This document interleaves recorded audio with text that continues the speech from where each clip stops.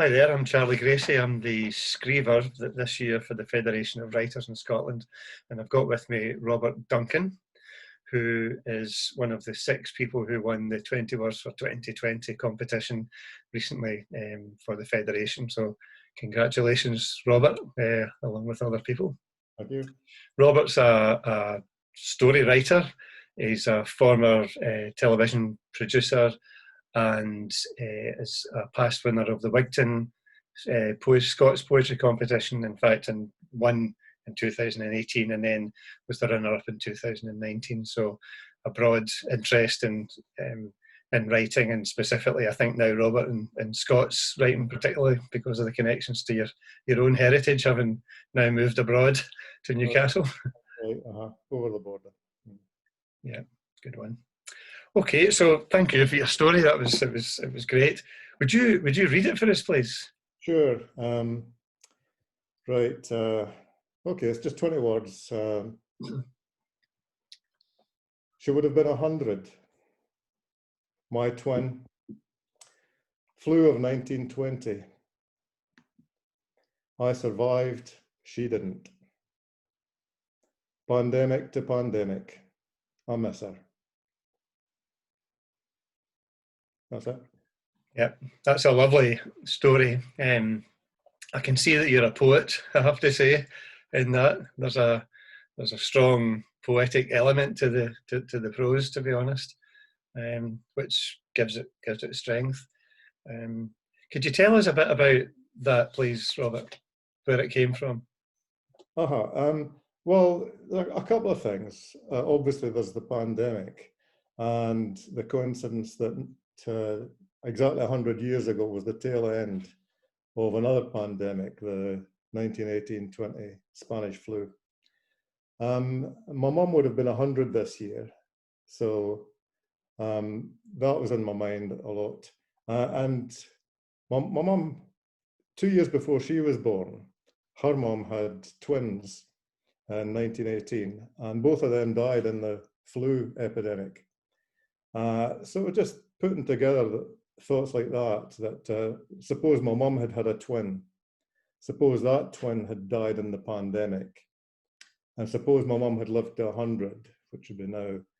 So she would be one of the vulnerable ones in the pandemic of 2020.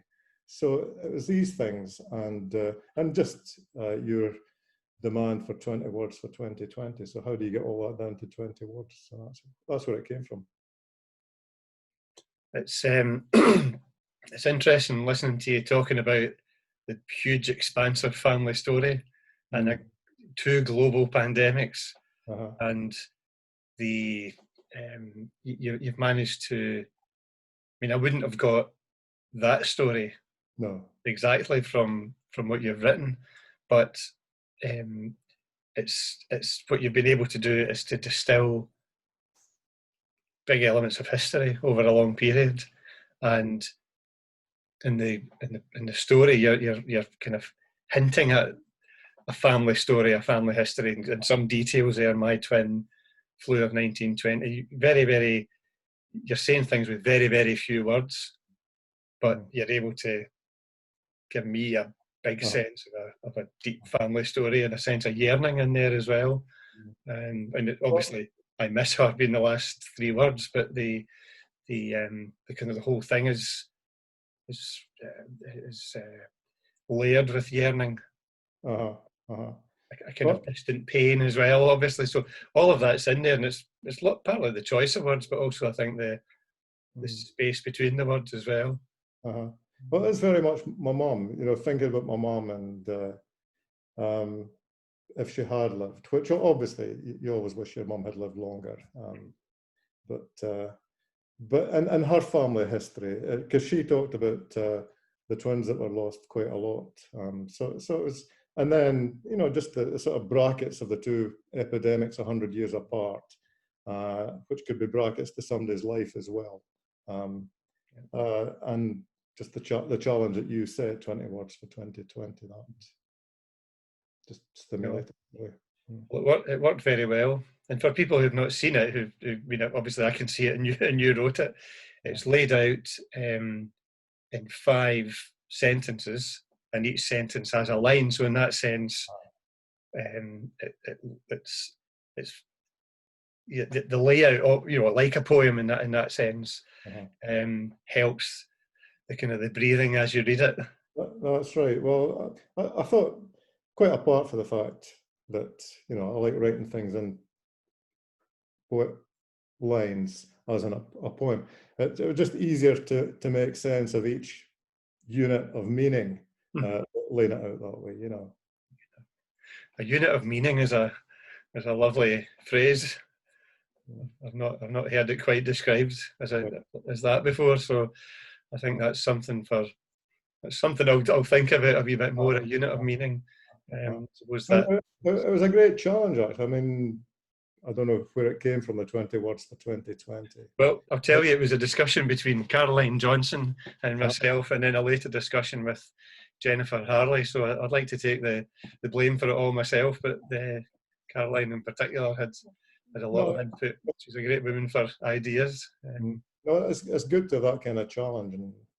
And it's a bit like Sammy Khan, the songwriter. Somebody asked him, what comes first, the music or the lyric? And he says, the phone call. And it's a bit like that, you know. It's a challenge. Somebody wants something, or somebody sets you a challenge to do something. So you come up with it. Do you think your professional background as a TV producer helps you respond to demand or challenge? Well, probably, or the one fed into the other. Maybe that's why I enjoyed working in TV. But there was that challenge. You had deadlines to meet. You had audiences to cater to and stuff like that. You know. I'd imagine it's one of the reasons that a lot of journalists are able to be effective fiction writers. Well, as I was saying to you earlier, I mean, I enjoyed working on TV because there was always the opportunity to write. The downside was that what I was writing wasn't always what I wanted to write. You know, you wrote what you had to write for to meet the demand. And now that I've 99% left TV, I want to try and write stuff that I want to write more. Yeah. So, what was your approach to editing that and getting it down? You've obviously chosen to take out I mean, a lot of it was the what if question, of course, the speculative element of I wonder what would have happened if, which is a great starting point for any creative process. But how did you manage to distill and choose? Why did you choose what you chose? Well, it wasn't as if there was a mass of words to distill. I mean, it came out line by line as I was thinking about it. So that she would have been 100 just came out like that. The fact that it was talking about twins, and there were variations on words there, but it wasn't a case of writing, you know, a big screed and then distilling it down to 20 words. It was kind of responding to the challenge on the spot of, right, I've only got 20 words here, so I'm not going to try and spin too many, you know. So it kind of came out, there were variations on that, but it was always very much, the format never changed much. It was always round about 20 words in various sort of arrangements. So it was more rearranging the words a lot than distilling stuff down. No, it's very good. It's very good. I think the thing, I mean, obviously there's a lot of poignancy in it, but pandemic to pandemic just feels like a lovely phrase, because it kind of in some way puts this current pandemic into a context as well. I mean, that's not original. That's, a lot of people have obviously made that connection, that it was 100 years ago, and the family connection, that I knew there had been a family bereavements in the pandemic, and the wee babies that were that died in the pandemic and the epidemic in 1918-20. I don't know how long the babies survived. I know they were born in 1918. I've nobody to ask now how long they survived, but I know that they went with the flu, you know. So, Interesting how. but in a sense that, you know, the brackets, the pandemic to pandemic, the brackets were put on it for me by the epidemics, by the family, and just the fantasy that what if my mum had lived to 100, you know, which would have been nice, but she didn't. Yeah. So what are you working on now? What's what you're doing? Well, I'm trying to. I grew up in Fife in a wee place called Lumfinnins, and I'm trying to research and write some stuff around about the area I grew up in. Sort of inspired by the kind of area I grew up in, the people that lived there, the work that went on there, mining mainly. So I'm trying to work on something like that in Scots just now. Interesting. Have you ever read The Incomers by Moira McPartlin? I'm sorry, I haven't. Yeah, she's written it's a great book, and it's set in that kind of area in Fife. A woman from a black African woman who marries a missionary. All right. And I think I've read about it somewhere. yeah. It's an excellent book. You know, again, just it's not about the miners and it's not in Scots, but she brings the whole kind of the experience of an outsider, if you like, coming into a tiny place with, you know, with all the narrowness of thinking and the bigness of heart as well. And because she's written it from an external perspective, it's a really useful thing to do. Is it set in the present or 60s, the 1960s? Yeah. So, and she brings a language of Fife, you know, that at that time and alive as well, and again through an ear that's not used to it. That's right. Well, funnily enough, at the village I grew up in, there was one man from West Africa, a black man, who was the only black person I knew in Fife at the time. But obviously there's been more influx since then. There's a case recently, a young man that was killed in Kirkcaldy in a police incident, I think. That's right. Yeah. Which is still an ongoing thing as far as I know. Yeah. No, that's a good sheet. Moira uses a really interesting mechanism of the party line, the party line, to interject throughout the story as well, so you can get a sense of what else is happening. So I should have turned my phone off. So the party line, as in a phone. The phones. You remember when you had the party line in the phone? You need to press the button. Oh, right. No, I thought, having grown up in Lumfinnins, which was very much a communist village, I thought party line might mean something else. No, a different kind of thing. You're talking about holding the party line. No, that's a good book. You know, just in terms of the focus on Fife and in the mining communities and stuff. So. Moira McPartlin. Moira McPartlin, aye, she's lives in Stirling now. Good. Into the details of it after this. Okay, so no, that sounds really interesting. And in your poetry, how are you working in your poetry as well? Well, I'm putting quite a lot of thought into that just now, which is the target is poetry, but I'm doing quite a lot of reading around stuff I want to read around, and also I mean one thing about trying to come back to writing after working in TV, where you're writing in English all the time, a lot of it's about trying to retrieve, to resurrect the language you grew up with, which too much of which is unfortunately not used in everyday life. So trying to do a lot of that. Yeah, I've bought a book recently for my grandsons. I've not given it to them yet. This is from Stuart Patterson. A squatter of Bairn Rhymes. Calls it. That's some. I've written quite a lot of Bairn Rhymes, which are just there. I don't know what to do with them, but they're there. You know. This is good. Tipper Muir, I think. Yeah, Tipper Muir books.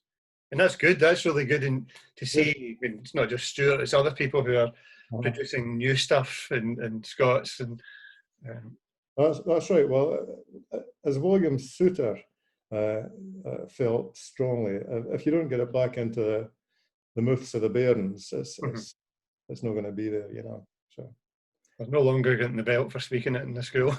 that's right. Or a clip for their mammies and daddies, as was the case, which is good. I remember kids in my class. I mean, I was always quite a conformist. You spoke the way the teacher told you, but there were kids in the class that the teachers were just vile and cruelty for the way they spoke, you know, which was terrible because it was just how they had their mum and dad speaking. Yeah. So it's a shame. Anyway, that's good that there's people bringing it to prominence again and again, in fact. Good. Well, thank you for that, and for the. It's interesting for me to kind of to meet you, because we haven't met before, and to talk about this particular story. I think the from a writer's point of view, to take something which is personal, and even though you didn't know those twins, the way you described them as the babies, and the kind of an insight into the kind of emotional connection that we can have with people who were dead years before we were alive, that there's a kind of a ripple effect into the next generation via your mother and other people possibly who felt some of the pain of that around. And it's really interesting to see something which has that kind of emotional depth to it. It doesn't lack emotional depth, this story, at all, but being transformed into something that's not simply personal but accessible to lots of other people. So no, well, the twins are very much a part of her consciousness, her life. They were often part of her thoughts. So it's there for her as well, that we 100 and odd years on, their experience still resonates. That's one of the important things about writers. We can bring things to people in a way that is accessible and helps maybe to make sense of it as well for folk. So I'll pass it on to my brother and other family members, because I've not showed it to anybody else yet. So great. Well, I'll see what they think of it. I feel honoured. Then thank you. Okay. Well, thanks very much, Robert. And thank you. Keep in touch. Bye now. Thank you. Cheers.